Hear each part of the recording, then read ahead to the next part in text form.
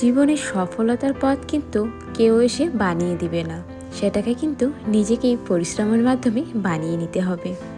নমস্কার বন্ধুরা, আমি দিয়া। আমার একটি নতুন ব্লগ ভিডিওতে তোমাদের সবাইকে জানাই অনেক অনেক স্বাগত। এখন হলো দুপুরবেলা। স্নান করে আমি তুলসী তলায় জল দিয়ে গোপাল সেবা দিয়ে নিলাম। আর আজকে প্রসাদে দিয়েছিলাম আঙ্গুর। এরপর না ঘরে দেখলাম একটা বিস্কুট ছিল, আর বিস্কুটটা খারাপ হয়ে যাচ্ছিল, খারাপ মানে ড্যাম হয়ে গিয়েছিল আর কি। তো ভাবলাম বিস্কুটটা আমি আজকেই খেয়ে নিই, নাহলে পরে আর এটাকে খাওয়াই যাবে না।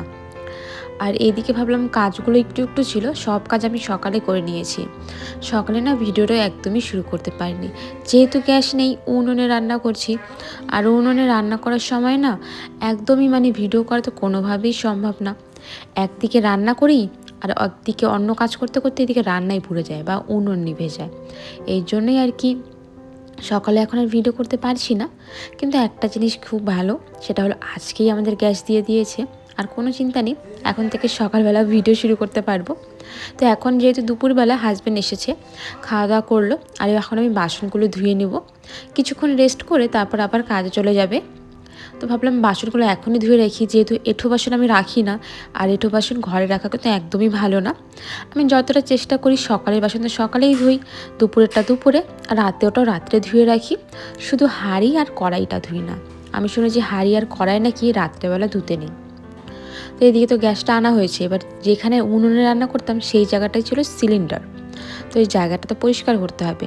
দুদিন আমি পরিষ্কার করেছি, কিন্তু গ্যাস দেয়নি দেখে আজকে আর পরিষ্কার করিনি। কিন্তু আজকেই আমাদের গ্যাসটা দিয়েছে।